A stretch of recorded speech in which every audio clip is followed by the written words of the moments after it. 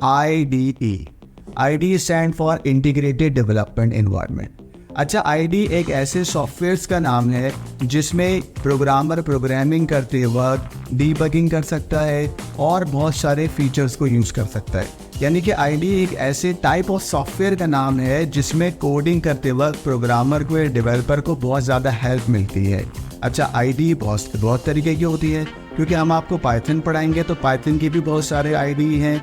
एक IDE software को बोलते हैं एटम, दूसरा होता है पाइचार्म, तीसरा होता है विजुअल स्टूडियो कोड, और इस तरीके से एक लंबी लिस्ट लगी हुई है। IDE सॉफ्टवेयर से प्रोग्रामर को क्या मिलती है? हेल्प मिलती है। IDE के बहुत सारे फीचर्स होते हैं। आइए वन बाय वन फीचर्स को डिस्कस करते हैं।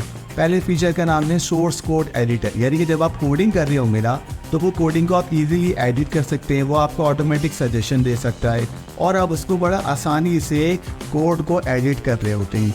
दूसरा फीचर आपके पास जो IDE का होता है वो होता है प्रीटी प्रिंटिंग, यानी कि कलर कोड्स। यानी कि जब आप कोडिंग कर रहे होते हैं तो उस कोडिंग में कलर जो है वो ऑटोमेटिकली चेंज हो रहे होते हैं, जिससे डिस्प्ले क्या होता है? इंटरेक्टिव होता है और कोडिंग बोर नहीं करती आपको। तीसरा फीचर जो आपके पास होता है वो होता है डीबगिंग का, यानी कि फाइंड एरर।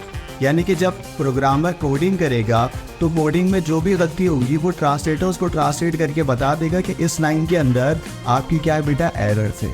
चौथा फीचर जो IDE सॉफ्टवेयर का होता है ब्रेक पॉइंट।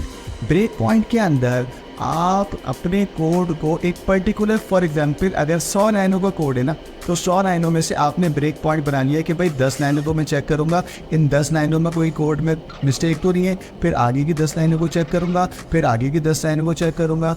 ये 10-10 करके जो आप कोड्स को चेक कर रहे हो, इसको आपने बोल दिया ब्रेक पॉइंट। ये ब्रेक पॉइंट 10 लाइनों को भी डिसाइड कर लो, आप 4 लाइनों को डिसाइड कर लो, आप 100 लाइनों को डिसाइड कर लो। तो ब्रेक पॉइंट से क्या होता है? आपका बड़ा जो कोड होता है वो छोटे छोटे पॉइंट्स के अंदर ब्रेक हो जाता है।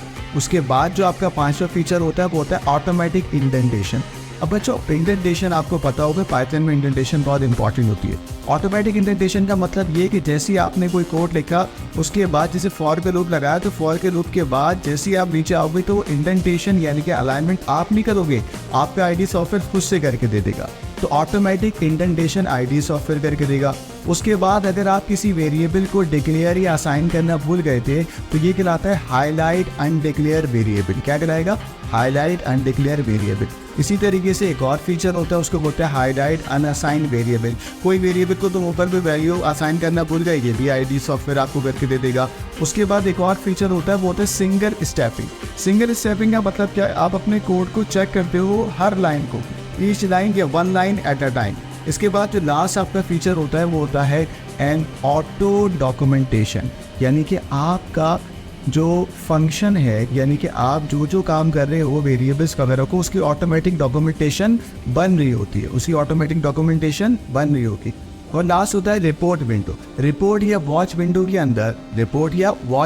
अंदर आपके जो वेरिएबल्स होते हैं उन वेरिएबल्स की जो वैल्यू होती है वो वैल्यू एक अलग से स्क्रीन में आ रही होती है, जिसको तुम आउटपुट स्क्रीन से भी जाते हो।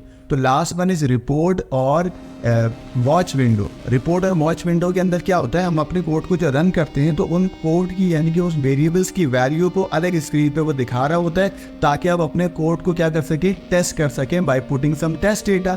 तो वो जो उम्मीद है कि आपको IDE और उसके फीचर समझ आ गए होंगे। इसी तरीके से अगर आपको और भी कोई CS के कॉन्सेप्ट को समझना हो तो आप मेरी और मज़ीद वीडियो देख सकते हैं।